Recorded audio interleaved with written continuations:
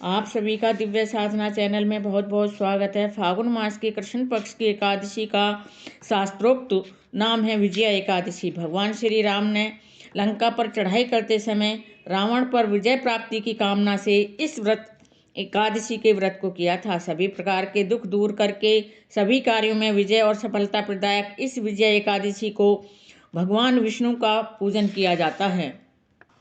जय एकादशी की कथा सुनने के बाद धर्मराज युधिष्ठिर ने भगवान श्री कृष्ण जी से प्रार्थना की थी, हे वासुदेव, फागुन मास की कृष्ण पक्ष की एकादशी का नाम क्या है और इसका व्रत करने से किन किन फलों की प्राप्ति होती है तथा इसका विधि विधान क्या है, कृपया मुझे विस्तार पूर्वक बतलाइए।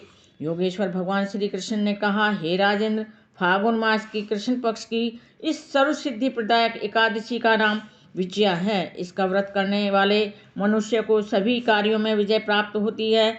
इस विजय एकादशी के महामात्य के सुनने व पढ़ने मात्र से ही समस्त पाप नष्ट हो जाते हैं।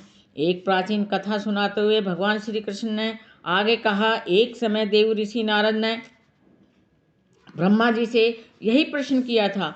तब ब्रह्मा जी ने नारद जी से कहा था, हे नारद, ध्यान पूर्वक सुनो। इस विजय एकादशी का व्रत नए पुराने सभी जन्मों के पापों का नाश हो जाता है। प्रत्येक क्षेत्र में व्रत करने वाले को विजय प्राप्त होती है। रामायण के प्रसंग का वर्णन करते हुए ब्रह्मा जी ने आगे कहा, त्रेता युग में मर्यादा पुरुषोत्तम श्री रामचंद्र जी ने जब 14 वर्ष का वनवास हो गया था, तब वे श्री लक्ष्मण और सीता जी सहित पंचवटी में निवास करने लगे। वहाँ से दुष्ट रावण ने जब सीता जी का हरण कर लिया, तब श्री राम जी और लक्ष्मण जी अत्यंत व्याकुल हुए, अर्थात वो बहुत दुखी हुए और सीता जी की खोज में चल दिए। घूमते घूमते जब वे मरणासन जटायु के पास पहुँचे तो जटायु ने उन्हें सीता जी का वृतांत सुनाकर स्वर्गलोक को चला गया। कुछ आगे जाकर उनकी सुग्रीव से भी मित्रता हुई और बाली का वध किया। हनुमान जी ने लंका में जाकर सीता जी का पता लगाया और उनसे श्री रामचंद्र जी एवं सुग्रीव की मित्रता का वर्णन किया। वहाँ से लौटकर हनुमान जी श्री रामचंद्र जी के पास आए और सब समाचार सुनाया। श्री रामचंद्र जी ने वानर सेना सहित सुग्रीव की सम्मति से लंका की ओर प्रस्थान किया। जब श्री रामचंद्र जी समुद्र के किनारे पहुँचे, तब उन्होंने मगरमच्छ आदि से युक्त अथाह समुद्र को देखकर लक्ष्मण जी से कहा कि इस समुद्र को हम किस प्रकार पार कर सकेंगे।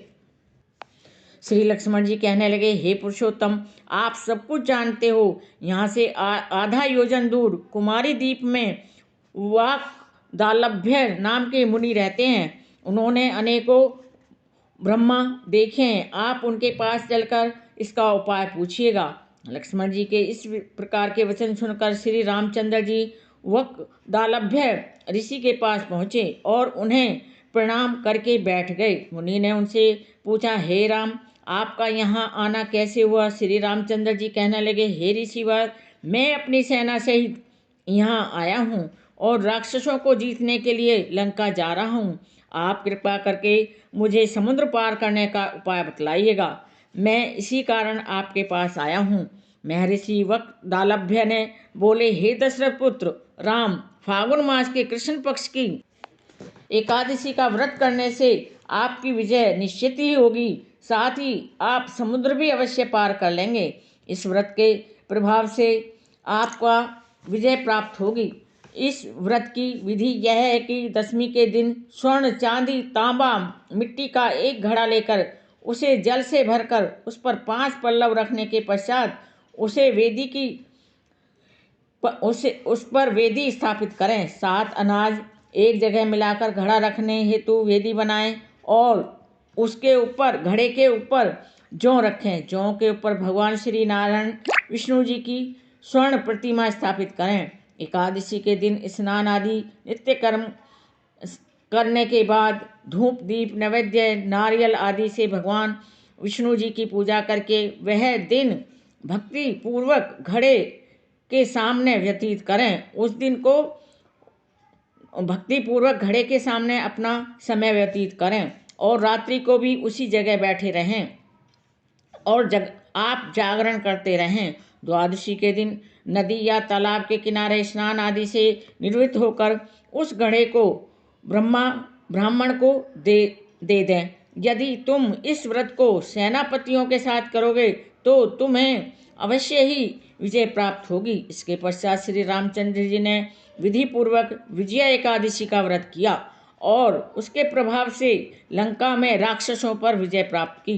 हे राजन, जो मनुष्य इस व्रत को विधि पूर्वक करता है उसे 2 लोकों में विजय प्राप्त होती है। अंत में ब्रह्मा जी ने नारद जी से कहा, हे पुत्र, इसको करने वाला तो सभी जगह विजय प्राप्त करता है।